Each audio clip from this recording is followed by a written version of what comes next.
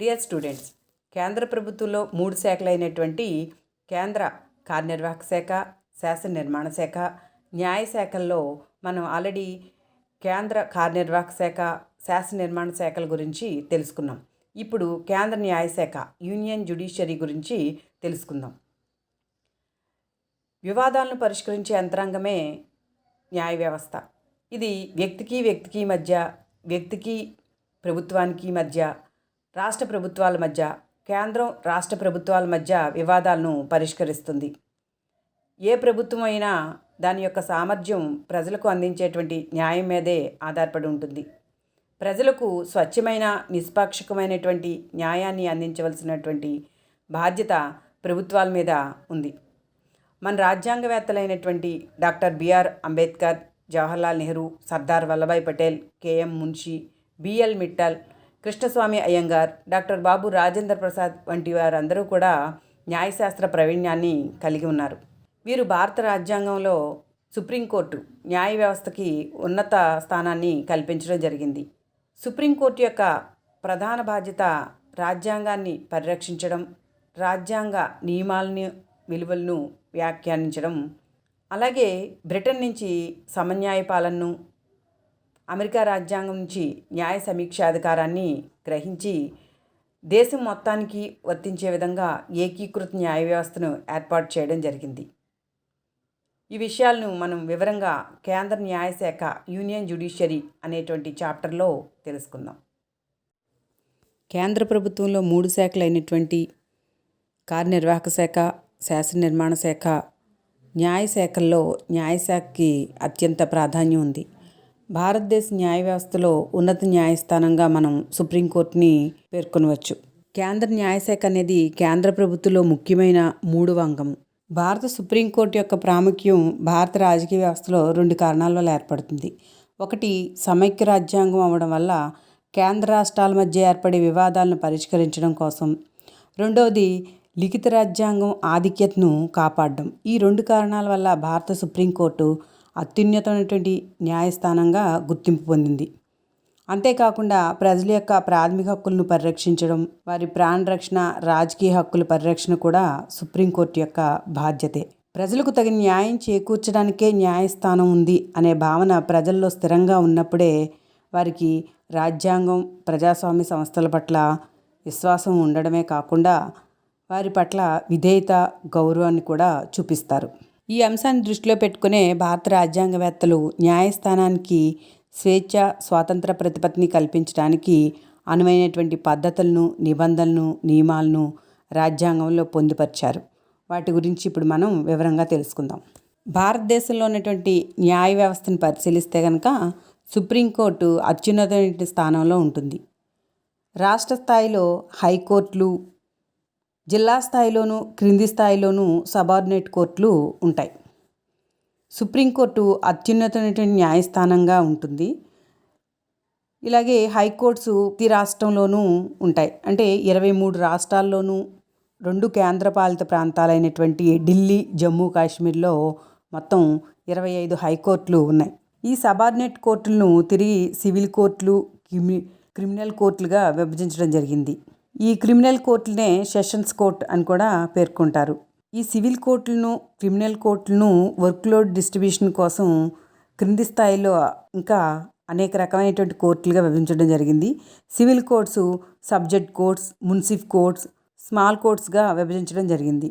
అలాగే సెషన్స్ కోర్ట్స్ని court of judicial magistrate of first class court, court of judicial magistrate of second class court, court of judicial magistrate of third class court ఇలా విభజించడం జరిగింది. అలాగే agriculture ల్యాండ్కి సంబంధించి revenue కోర్ట్స్ని కూడా ఎస్టాబ్లిష్ చేయడం జరిగింది. వీటిలో కమిషనర్ కోర్ట్, కలెక్టర్స్ కోర్ట్, తహసీల్దార్ కోర్ట్స్ అనేవి ఈ అగ్రికల్చర్ కోర్టులుగా మనం గుర్తించవచ్చు. సుప్రీంకోర్టు యొక్క పరిణామం గురించి తెలుసుకుందాం. అయితే ఈ సుప్రీంకోర్టు ఆవిర్భావం గురించి తెలుసుకుందాం. 1773లో రెగ్యులేటింగ్ యాక్ట్ ప్రకారం 1774లో కలకత్తాలో దీన్ని ఏర్పాటు చేశారు. అలాగే భారత ప్రభుత్వ చట్టం 1935లో సమైక్య వ్యవస్థను పేర్కొని దానికి అనుగుణంగానే ఫెడరల్ కోర్టును 1937లో ఢిల్లీలో ఏర్పాటు చేయడం జరిగింది. 1950 భారత రాజ్యాంగ చట్టం ప్రకారం ఏకీకృత సుప్రీంకోర్టును ఢిల్లీలో ఏర్పాటు చేయడం జరిగింది. దీని యొక్క మొదటి సమావేశం 1950 జనవరి 28న జరిగింది. ఈ సుప్రీంకోర్టు గురించి భారత రాజ్యాంగంలో 5వ భాగంలోని 4వ అధ్యాయంలో ఆర్టికల్ 124 నుంచి 147 వరకు సుప్రీంకోర్టు గురించి పేర్కొంటున్నాయి. భారత న్యాయ వ్యవస్థ యొక్క లక్షణాలు ఏంటంటే ఇంపార్షియల్, ఇండిపెండెంట్, ఇంటిగ్రేటెడ్. ఇంపార్షియల్ నిష్పక్షపాతంగా, ఇండిపెండెంట్ స్వతంత్రంగా, ఇంటిగ్రేటెడ్ ఏకీకృత లక్షణాలని కలిగి ఉంటుంది. ఇంపార్షియల్ నిష్పక్షపాతంగా అంటే సుప్రీంకోర్టు ఇచ్చేటువంటి తీర్పులు కుల, మత, రాజకీయ, ప్రాంతపరంగా తీర్పులు ఇవ్వడం జరగదు. సుప్రీంకోర్టు యొక్క తీర్పులు వెల్ ఎస్టాబ్లిష్డ్ ప్రొసీజర్స్తో సాక్ష్యాలు విని లిఖితపూర్వక ఆధారాల ద్వారా న్యాయాన్ని అందించడమే న్యాయ వ్యవస్థ యొక్క ప్రధాన లక్ష్యం.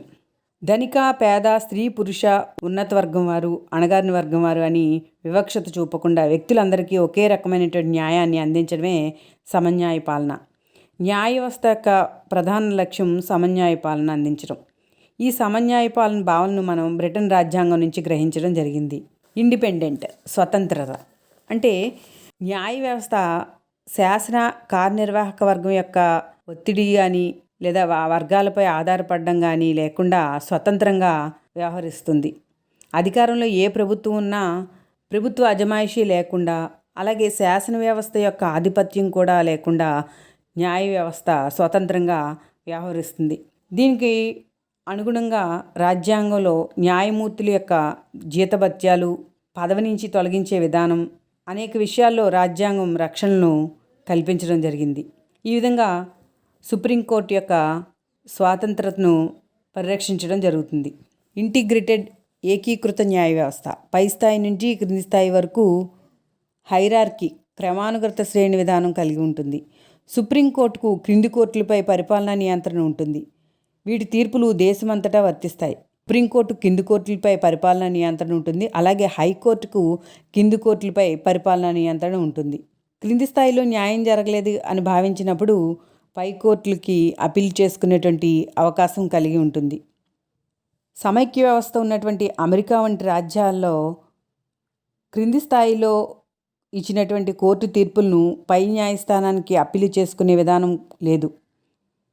రాష్ట్ర స్థాయిలో ఉన్నటువంటి కోర్టులు ఇచ్చేటువంటి తీర్పులు ఫెడరల్ కోర్టులో అప్పీల్ చేసుకోవడానికి అవకాశం అమెరికా వంటి సమైక్య రాజ్యాల్లో లేదు. కానీ భారతదేశం వంటి సమైక్య రాజ్యాల్లో ఏకీకృత న్యాయ వ్యవస్థ ఉండడం వల్ల క్రింది స్థాయిలో న్యాయం జరగలేదని భావించినప్పుడు పై స్థాయికి అప్పీల్ చేసుకునేటువంటి అవకాశం ఉంది. సుప్రీంకోర్టు నిర్మాణం రాజ్యాంగంలో ఆర్టికల్ 124 సుప్రీంకోర్టు నిర్మాణం గురించి పేర్కొంటుంది. ప్రస్తుతం సుప్రీంకోర్టులో ఒక ప్రధాన న్యాయమూర్తి, 30 మంది ఇతర న్యాయమూర్తులతో కలిపి 31 మంది న్యాయమూర్తులు ఉన్నారు. 1950లో ఒక ప్రధాన న్యాయమూర్తి, 7 ఇతర న్యాయమూర్తులు కలిపి మొత్తం 8 మంది ఉండేవారు. సుప్రీంకోర్టు పనిభారం పెరుగుతున్న కొద్దీ కూడా సుప్రీంకోర్టు యొక్క జడ్జిల సంఖ్యను పెంచుతూ వచ్చారు. ఈ విధంగా 1956లో 11 మంది జడ్జిలు, 1960లో 14 మంది, ఈ సంఖ్యను 1977లో 18కి, అలాగే 2009 నుంచి 31 మంది జడ్జిలుగా సుప్రీంకోర్టు జడ్జిలుగా కొనసాగుతూ ఉన్నారు. వీరే కాకుండా ఇంకా అడ్హక్ ప్రాతిపదికన తాత్కాలిక జడ్జిలను కూడా రాష్ట్రపతి నియమించవచ్చు. సుప్రీంకోర్టు పీఠం సుప్రీంకోర్టు యొక్క ప్రధాన కార్యాలయం న్యూఢిల్లీలో ఉంది. ఫెడరల్ కోర్టు యొక్క చివరి జడ్జి అయినటువంటి హెచ్జే కానియా సుప్రీంకోర్టు యొక్క మొదటి ప్రధాన న్యాయమూర్తిగా వ్యవహరించారు. ప్రస్తుతం సుప్రీంకోర్టు యొక్క ప్రధాన న్యాయమూర్తి ఎస్ఏ బాబ్డే. సుప్రీంకోర్టు ప్రొసీడింగ్స్ అన్నీ కూడా ఇంగ్లీష్లోనే నిర్వహిస్తారు. సాధారణ వివాదాలకు సంబంధించి 2 లేదా అంతకంటే ఎక్కువ మంది న్యాయమూర్తులతో కూడినటువంటి డివిజన్ బెంచ్, కాన్స్టిట్యూషనల్ మ్యాటర్స్ ఉన్నటువంటి వివాదాల్లో 5 జడ్జిలతో కూడినటువంటి ధర్మాసనం వివాదాలను పరిష్కరిస్తుంది. ప్రత్యేక వివాదాలను విచారించడానికి 5 లేదా అంతకంటే ఎక్కువ మందితో కూడినటువంటి ప్రత్యేక ధర్మాసనాన్ని ఏర్పాటు చేస్తారు. ఫండమెంటల్ రైట్స్కి సంబంధించి రాజ్యాంగ మౌలిక స్వరూపం గురించి పేర్కొన్నటువంటి ఫేమస్ కేసు అయినటువంటి కేశవానంద భారత కేసులో 13 జడ్జిలతో కూడినటువంటి బెంచ్ను అతిపెద్ద బెంచ్గా ఏర్పాటు చేయడం జరిగింది. సుప్రీంకోర్టు న్యాయమూర్తుల నియామకం. రాజ్యాంగంలోని 124 ప్రకరణలోని 2వ క్లాసు ప్రకారం భారత రాష్ట్రపతి సుప్రీంకోర్టు న్యాయమూర్తులను అవసరమైన మేరకు నియమించేటువంటి అధికారాన్ని కలిగి ఉంటారు. సుప్రీంకోర్టు ప్రధాన న్యాయమూర్తి నియామక విషయంలో రాష్ట్రపతి సుప్రీంకోర్టు, హైకోర్టు న్యాయమూర్తులతో సంప్రదించి రాష్ట్రపతి ప్రధాన న్యాయమూర్తిని నియమిస్తారు. కానీ సుప్రీంకోర్టులోని సీనియర్ న్యాయమూర్తిని ప్రధాన న్యాయమూర్తిగా రాష్ట్రపతి నియమించడం అనేది ఒక సాంప్రదాయంగా వస్తుంది. కానీ ఈ సాంప్రదాయం 2 పర్యాయాలు ఉల్లంఘించబడింది. 1973లో తనకంటే సీనియర్లు అయినటువంటి 3 న్యాయమూర్తుల్ని కాదని ఏఎన్ రేను సుప్రీంకోర్టు యొక్క ప్రధాన న్యాయమూర్తిగా నియమించడం జరిగింది. అలాగే 1975లో కూడా సీనియర్ అయినటువంటి జస్టిస్ హెచ్ఆర్ ఖన్నాను కాదని ఎంహెచ్ బేగ్ను సుప్రీంకోర్టు యొక్క ప్రధాన న్యాయమూర్తిగా నియమించడం జరిగింది. 1978లో సుప్రీంకోర్టు యొక్క చీఫ్ జస్టిస్ని సీనియర్ నుంచి నియమించే సాంప్రదాయాన్ని తిరిగి పునరుద్ధరించి బేగ్ రిటైర్డ్ అయిన తర్వాత వైవి చంద్రచూడ్ను సుప్రీంకోర్టు చీఫ్ జస్టిస్గా నియమించడం జరుగుతుంది. ఇప్పటి వరకు కూడా ఆ సాంప్రదాయాన్ని అనుసరించడం జరుగుతుంది. సుప్రీంకోర్టు యొక్క ప్రధాన న్యాయమూర్తిని ఏర్పడడంలో ఉన్నటువంటి వివాదాలను తొలగించడం కోసం 1998లో కొలీజియం వ్యవస్థను ఏర్పాటు చేయడం జరిగింది. ఈ కొలీజియం సుప్రీంకోర్టు యొక్క ప్రధాన న్యాయమూర్తిని నిర్ణయించడంలో సహాయపడుతుంది. కొలీజియంలో సుప్రీంకోర్టు చీఫ్ జడ్జ్, 4 ఇతర సుప్రీంకోర్టు న్యాయమూర్తులతో కూడినటువంటి కొలీజియం వ్యవస్థను ఏర్పాటు చేయడం జరిగింది. ఈ కొలీజియంలో ప్రధాన న్యాయమూర్తికి సంబంధించినటువంటి అంశాలను చర్చిస్తారు. సుప్రీంకోర్టు ప్రధాన న్యాయమూర్తి సుప్రీంకోర్టులో ఉన్నటువంటి ఖాళీల సమాచారాన్ని అలాగే అర్హుల యొక్క జాబితాను న్యాయశాఖ మంత్రికి తెలియచేస్తారు. న్యాయశాఖ పరిశీలన తర్వాత ప్రధానమంత్రి కార్యాలయానికి పంపిస్తారు. ఇంటెలిజెన్స్ బ్యూరో రిపోర్టు పరిశీలించిన తర్వాత చివరగా ప్రధాన సిఫార్సుపై రాష్ట్రపతి సుప్రీంకోర్టు యొక్క చీఫ్ జస్టిస్ని నియమిస్తారు. ఆర్టికల్ 126 ప్రకారం సుప్రీంకోర్టు ప్రధాన న్యాయమూర్తి రాజీనామా చేసినా, అనారోగ్యంగా లేదా మరి ఇతర కారణాలతో అయినా సరే ఖాళీ ఏర్పడితే కనుక సుప్రీంకోర్టు న్యాయమూర్తుల్లో ఎవరినైనా సీనియర్ని సుప్రీంకోర్టు యొక్క చీఫ్ జస్టిస్గా ఎవరినో ఒకరిని తాత్కాలిక జడ్జిగా రాష్ట్రపతి నియమిస్తారు. సుప్రీంకోర్టు యొక్క సమావేశాలు జరగడానికి ఉండవలసిన క్వారం సంఖ్య 7 జడ్జిలైనా ఉండాలి కనీసం. అంటే 31 మంది జడ్జిల్లో కనీసం 7 జడ్జిలైనా ఉండాలి.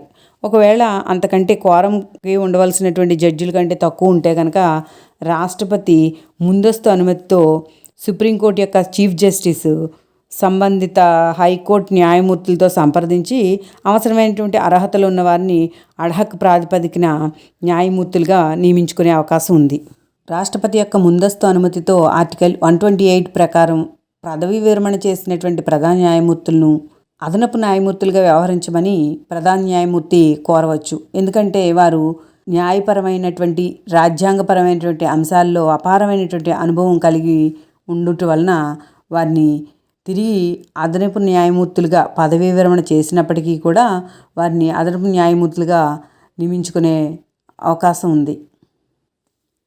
పదవీ ప్రమాణ స్వీకారం. సుప్రీంకోర్టు ప్రధాన న్యాయమూర్తిగా నియమింపబడేవారు రాష్ట్రపతి వద్ద కానీ లేదా రాష్ట్రపతిచే నియమించబడిన వారి వద్ద కానీ ప్రమాణ స్వీకారం చేస్తారు. సుప్రీంకోర్టు చీఫ్ జస్టిస్గా పదవీ విరమణ చేసిన తర్వాత వారి యొక్క సేవలను గవర్నర్స్ గాను వివిధ కమిషన్స్కి చైర్మన్స్ గాను నియమించవచ్చు. అలాగే కేంద్ర రాష్ట్రాల మధ్య సంబంధాలపై నియమించినటువంటి జస్టిస్ సర్కారియా కమిషన్ అలాగే జస్టిస్ పూంచి కమిషన్ను పేర్కోవచ్చు. రాజ్యాంగ సమీక్షా కమిషన్కి చైర్మన్గా జస్టిస్ వెంకటాచలయ్య గారు వ్యవహరించడం జరిగింది. అయితే సుప్రీంకోర్టు ప్రధాన న్యాయమూర్తులు పదవీ విరమణ తరువాత భారతదేశంలోని ఏ ఇతర న్యాయస్థానంలోనూ కూడా న్యాయవాద వృత్తిని కొనసాగించడాన్ని రాజ్యాంగం నిషేధించింది.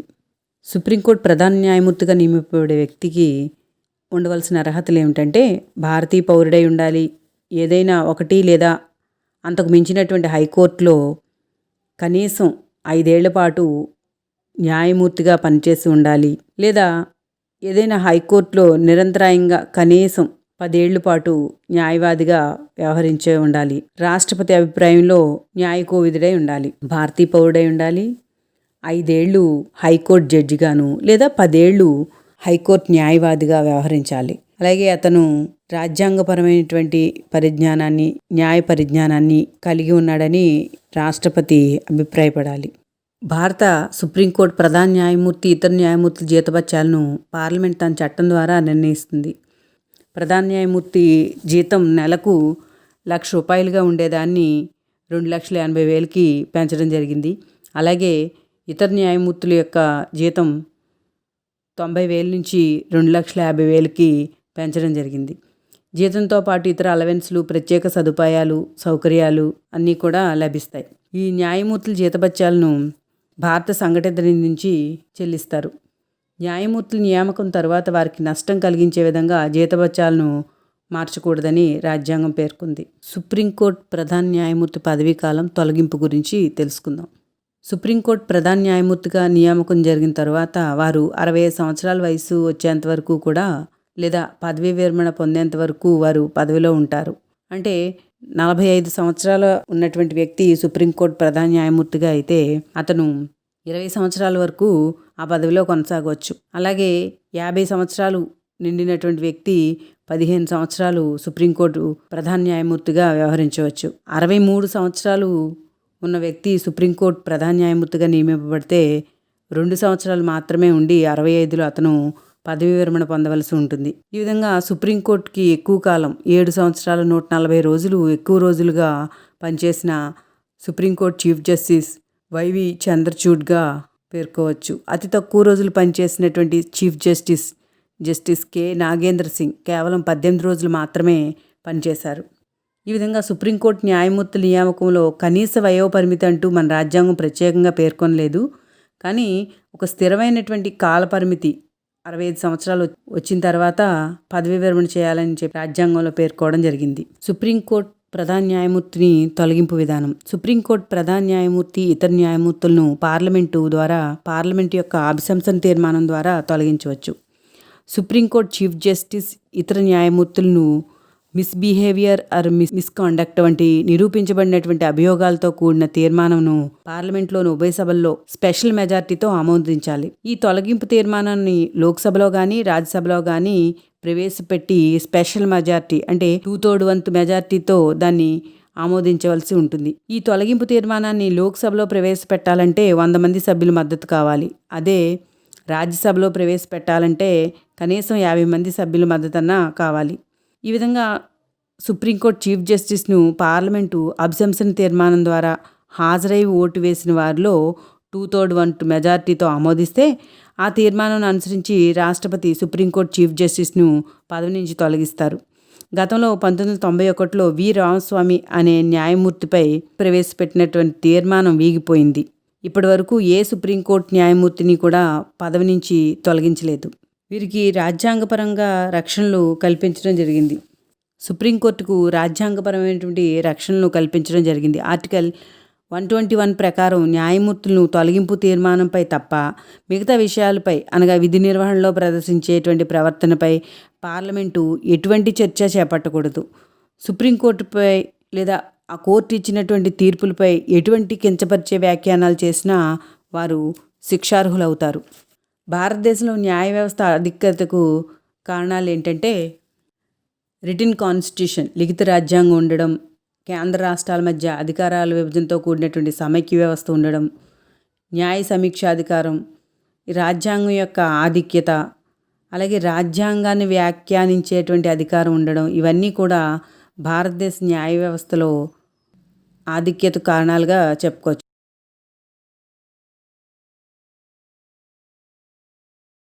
సుప్రీంకోర్టు యొక్క అధికారాలు, విధుల గురించి తెలుసుకుందాం. సుప్రీంకోర్టు భారతదేశంలోని అత్యున్నతమైనటువంటి న్యాయస్థానం. దాని తీర్పులు, నిర్ణయాలు దేశంలో ఉన్నటువంటి వ్యక్తులు, సంస్థలు, కోర్టులు అందరూ కూడా అనుసరించాలి.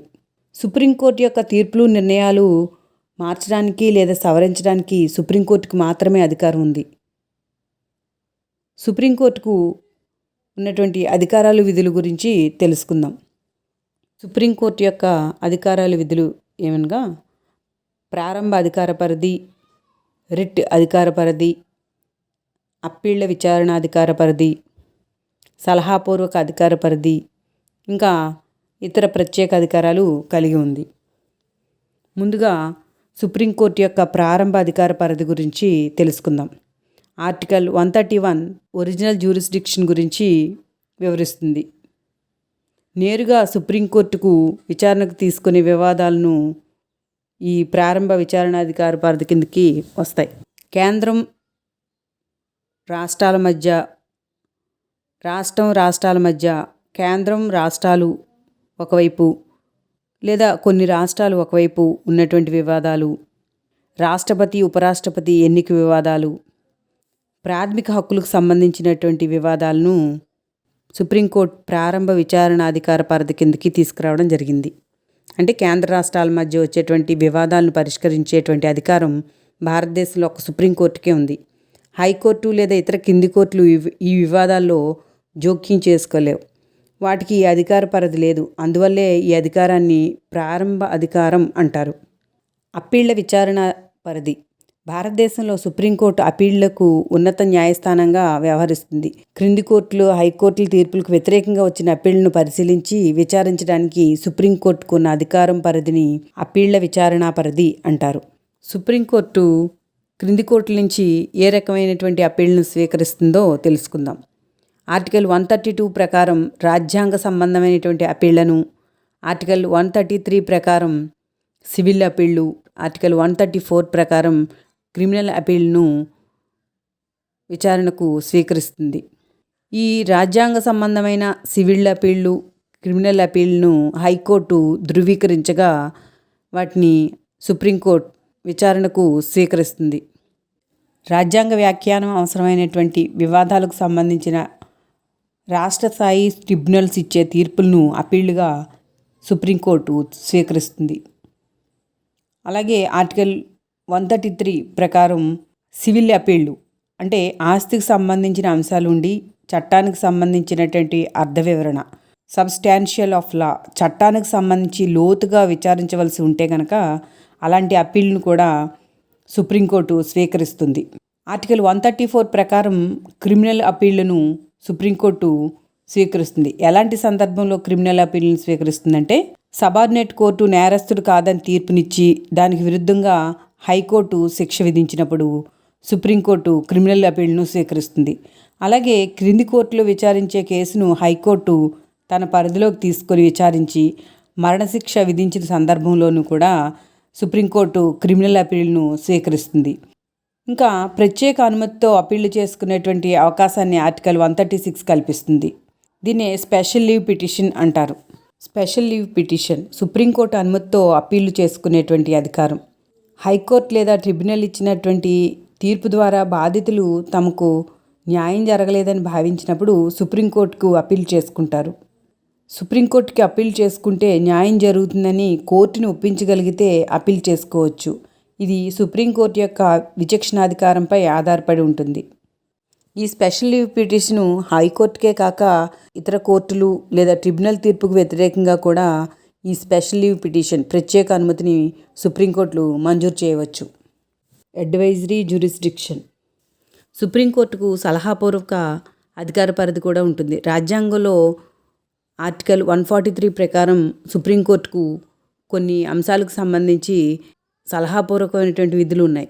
ఏదైనా చట్ట సంబంధ విషయంలో లేదా ప్రజా ప్రాముఖ్యం ఉన్న అంశాలపై తన అభిప్రాయం తెలపవలసిందిగా రాష్ట్రపతి సుప్రీంకోర్టును కోరవచ్చు. ఆ అంశాన్ని పరిశీలించి సుప్రీంకోర్టు తన అభిప్రాయాన్ని తెలియజేస్తుంది. రాజ్యాంగం అమల్లోకి రాకముందు కుదుర్చుకున్న ఒప్పందాలు సంబంధించిన వివాదాల్లో రాష్ట్రపతి సుప్రీంకోర్టు యొక్క సలహాను కోరవచ్చు. ప్రభుత్వ చర్యలపై రాజ్యాంగపరమైన సందేహం ఏర్పడినా రాష్ట్రపతి సుప్రీంకోర్టు యొక్క సలహాను కోరవచ్చు. అయితే ఈ సుప్రీంకోర్టు ఇచ్చేటువంటి సలహాను రాష్ట్రపతి పాటించవచ్చు లేదా పాటించకపోవచ్చు. సుప్రీంకోర్టు యొక్క సలహాపూర్వక అధికారాల ప్రయోజనం ఏంటంటే, ఈ సలహాపూర్వక విధుల వలన ప్రభుత్వం ఏదైనా ప్రాముఖ్యం గల అంశాలపై చట్టాలు చేసే ముందు సుప్రీంకోర్టు నుంచి చట్టపరమైనటువంటి అభిప్రాయాలని కోరుతుంది. దీనివల్ల చట్టం చేసిన తర్వాత వచ్చేటువంటి ఇబ్బందులను నివారించవచ్చు.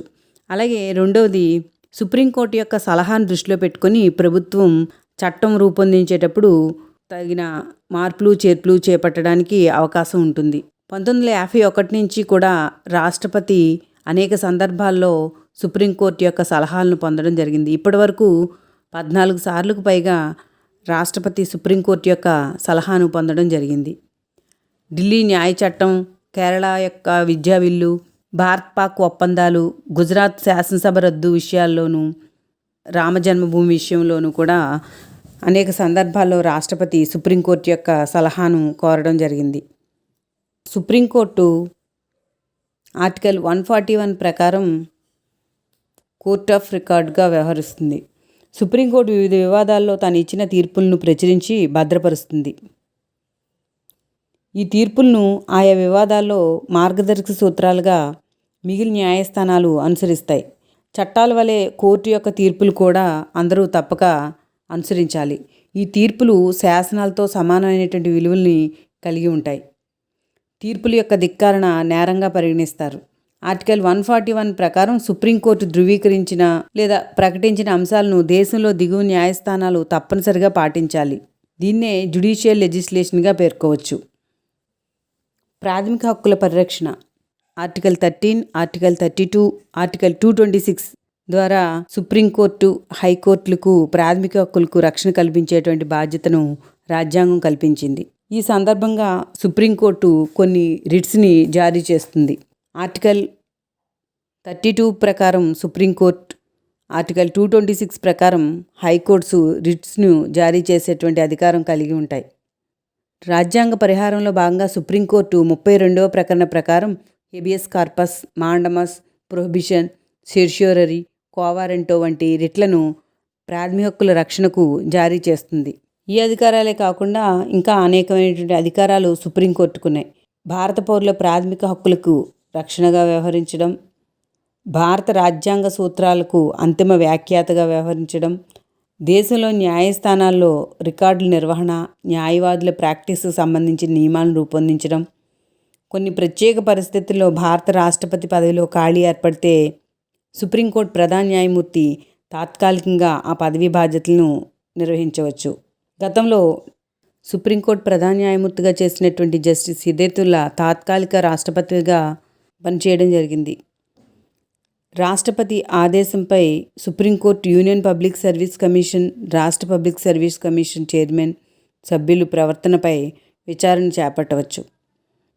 ప్రత్యేక కమిటీలకు అధ్యక్షులుగా సుప్రీంకోర్టు ప్రధాన న్యాయమూర్తులను నియమించవచ్చు. భారత ఎన్నికల సంఘానికి అవసరమైనప్పుడు మార్గదర్శకాలను సమకూరుస్తుంది. ఇవి సుప్రీంకోర్టు యొక్క అధికారాలు, విధుల కింద మనం పేర్కొనవచ్చు.